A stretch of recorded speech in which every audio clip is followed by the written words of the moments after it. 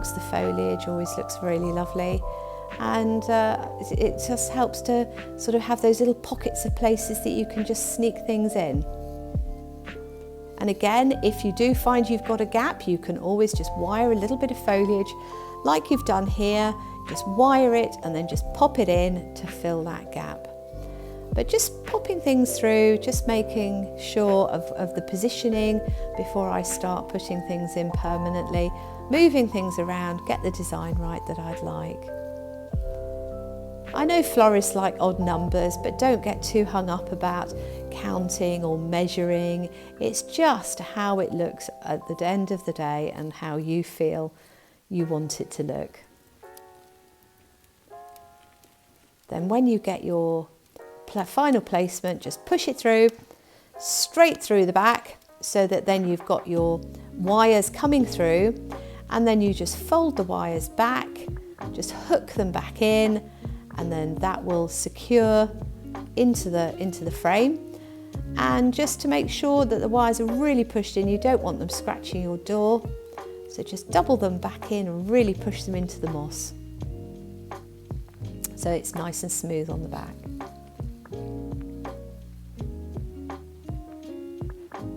I love those little pops of orange. I think they just look so lovely.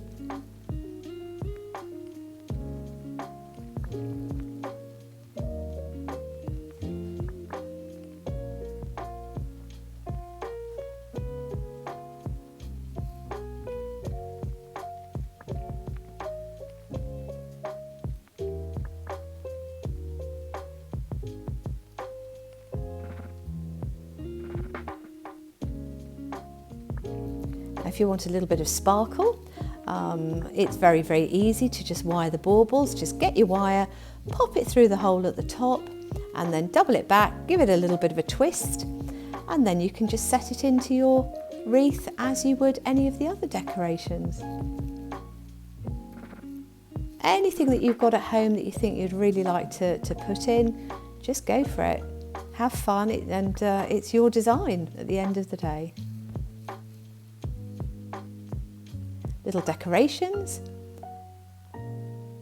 are wired exactly the same, just pop it through at the top, double it back, and then give it a little twist.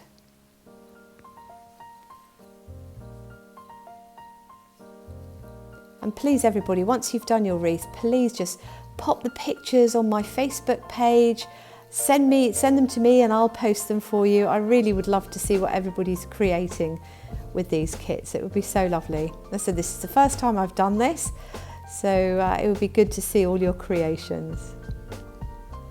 When I do the workshops, as everyone who's already come and enjoyed them, everybody's wreath is totally different. What people want, it just differs, but they're fabulous. They're your creations. And I always think it's the first taste of Christmas, isn't it, when you get those on your door. So those are little bells. They're wired in exactly the same way and then just sort of popped in. I'm not having all of these on my wreath, I'm just showing everybody how to put it in. So then I'm turned over the wreath, just double check that there aren't any stray wires sticking out. You don't want anything that's going to damage your door. Just double check it's all lovely and smooth.